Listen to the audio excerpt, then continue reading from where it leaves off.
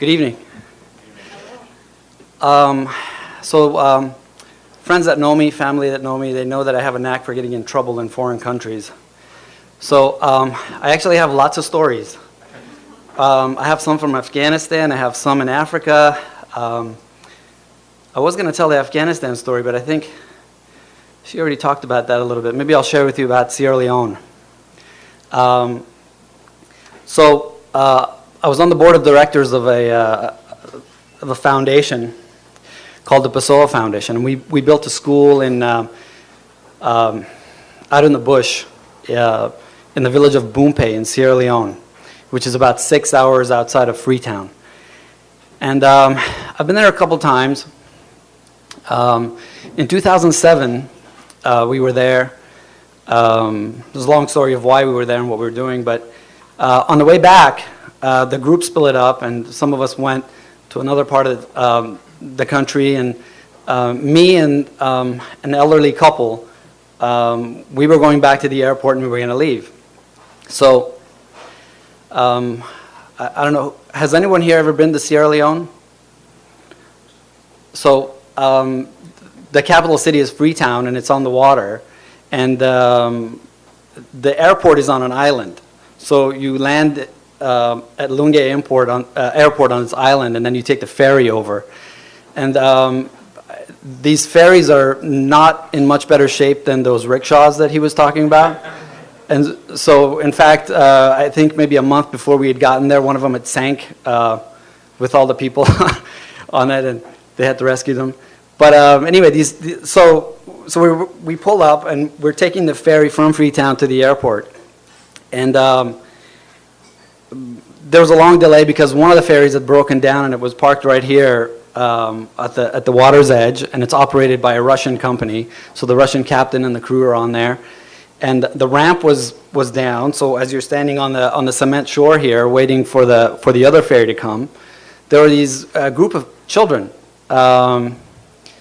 maybe 9 to 12 years old. There was maybe 6 or 7 of them, and they were just having a great time, and it was just really, really nice to just watch them play, because you don't see that a lot over there.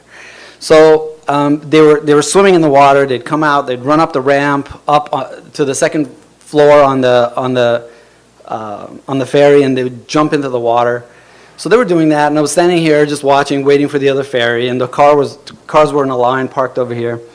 And there was one boat. There were a couple of guys on the boat, and they were getting their gear ready, and they finally got everything together, and they were ready to go, and the kids were in the water around the boat. They were jumping in and swimming around the boat.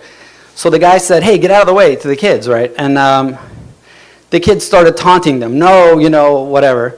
So one of the guys on the boat got really upset, and he picked up a pipe that's about this long, about like that, and he took this pipe and he just went whack on one of the kids on the head.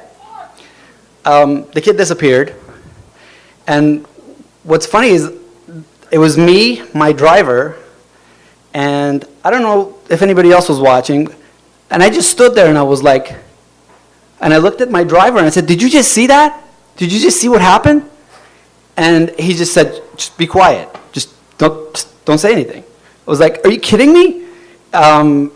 So I went to try to tell a couple of people, and they started to get upset with me. They were like, "Shut up.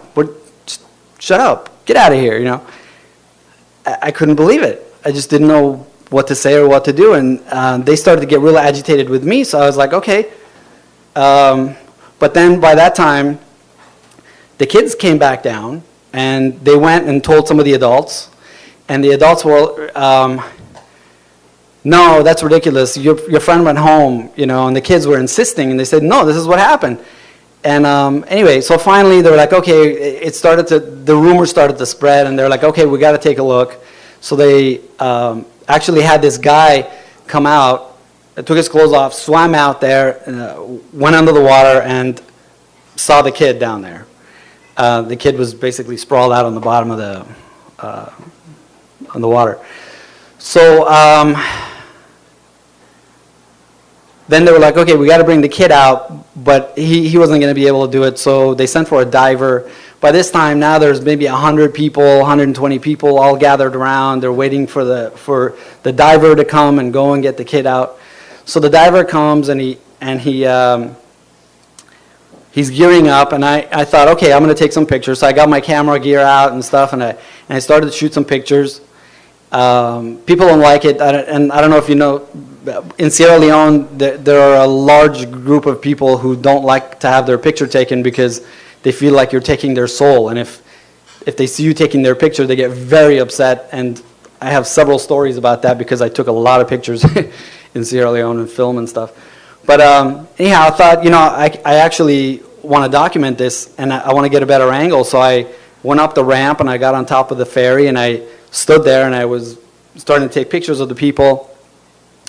They didn't like it. They just started looking at me, but then as the kids started to come out, I started to shoot, and all of a sudden, somebody from the crowd started yelling at me and pointing to me, and they actually stopped pulling the rope. The whole thing stopped, and now all of a sudden, everyone's looking at me, and several people, by this time, there are a couple of British soldiers down there, and there's local Sierra Leone police down there, and I'm on the boat up here with the Russians. And so all of a sudden, a large group of them started to move towards the ramp because they were very upset that I was taking pictures. And so they were coming up. The soldiers immediately kind of got in the way, and a few of them made it up, and the police, the local Sierra Leonean police came up, and I was like, okay, I'll put the camera away. So I started to put the camera away. The Russian captain is the one that really actually helped me the most.